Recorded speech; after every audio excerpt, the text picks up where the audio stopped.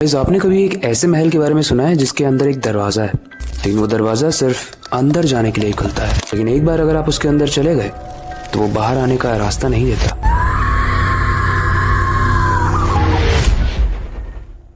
लोग कहते हैं इस दरवाजे के पीछे एक रूह का बसेरा है, एक ऐसी रूह जो इंसान हुआ करती थी, लेकिन आज वो एक नफरत में डूबी हुई आत्मा बन चुकी है। आज की कहानी एक ऐसे रूह, ऐसे आत्मा की है जिसका गुस्सा सिर्फ एक चीज चाहता है, इंसानी खून। वैसी कहानी एक महल की है जिसे लोग डर का दरवाजा कहते हैं महल के अंदर एक रूह है, कामिनी की रूह, जो अपनी मौत का बदला लेने के लिए जिंदा इंसानों की जान लेती है। ये कहानी है राघव, करण और नेहा की, जो पुराने महल के रेनोवेशन का काम करते हैं। मतलब एक महल जो बहुत पुराना दिख रहा है, कमजोर हो चुका है, उसे वो रेनोवेट करते हैं नए तरीके से स्ट्रॉन्ग और ब्यूटीफुल बनाने के लिए। और जब ये तीनों महल को रेनोवेट कर रहे थे तो उन्हें एक लोहे का दरवाजा दिखता है जिस पर लिखा होता है, दरवाजा मत खोलना वरना मौत तुम्हारी मेहमान बनेगी। पर इन तीनों को लगता है कि ये सिर्फ एक कहानी है।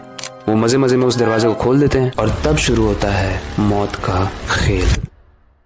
जैसे ही वो तीनों उस दरवाजे को खोलते हैं, अंदर जाते ही उन्हें एक मूर्ति मिलती है। वो मूर्ति एक औरत की प्रतीत होती है और उसके नीचे लिखा होता है कामिनी। पहले यहाँ तक तो सब कुछ नॉर्मल था। वो अपने कैंप में सोने चले जाते हैं और राघव जब सो रहा होता है तो उसे एक औरत की हंसने की आवाज आती है। जब वो उस आवाज का पीछा करते हुए अपने टेंट से निकलकर बाहर देखता है तो देखता है कि सफेद कपड़ों में एक औरत महल के अंदर जा रही है। अब जैसे ही राघव सोचता है कि वो उसका पीछा करेगा, वो औरत हवा में गायब हो जाती है। पहले उस दिन तो वो बच जाता है, लेकिन असली चेहरा देखने वाला था। करण अपने रूम में अपने बाल को मिरर में देखकर सेट कर रहा होता है, तभी उसे अचानक से एक औरत का चेहरा दिखाई देता है। अब जैसे जैसे करण मिरर के पास जा रहा है उसे देखने के लिए, मिरर की तरफ वाला चेहरा भी करण के पास आ रहा था। लेकिन जैसे ही करण अपनी आंखों को झपक के वापस से और पास जाता है, वो सब कुछ गायब हो जाता है। उसके बाद करण अपने काम में चला जाता है, लेकिन धीरे धीरे रात हो जाती है और जब वो अपने बेड पर सोने जाता है तो उसके बेड के नीचे से किसी के रोने की आवाज आती है। जैसे ही करण बेड के नीचे झुक कर देखता है, जो बिल्कुल नहीं देखना चाहिए,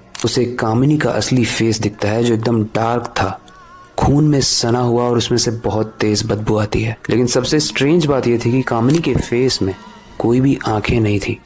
मतलब एक बिना आंखों वाला फेस जो बहुत डरावना था। जैसे ये लोग आपस में डिस्कस करते हैं, वो तीनों लोकल विलेजर्स के पास जाते हैं कि एक्चुअली में इसकी बैक स्टोरी है क्या, ये कौन है ये कामिनी और क्यों हॉन्ट कर रही है लोगों को। तो उन तीनों को वहाँ के विलेजर्स बताते हैं कि दरअसल कामिनी एक नौकरानी हुआ करती थी जो उस महल में बहुत लंबे समय से काम कर रही थी। उस महल के राजा ने कामिनी के साथ शारीरिक संबंध तो बना लिए थे और उन्हें शादी करने का वादा भी किया था, लेकिन वो राजा कामिनी को धोखा देता है और उसे महल से निकाल देता है। जब कामिनी अपना हक मांगने के लिए उस राजा के पास जाती है तो वो राजा इसका गला घोटकर महल के बेसमेंट में बंद कर देता है। बहुत दिनों तक खाना पानी ना मिलने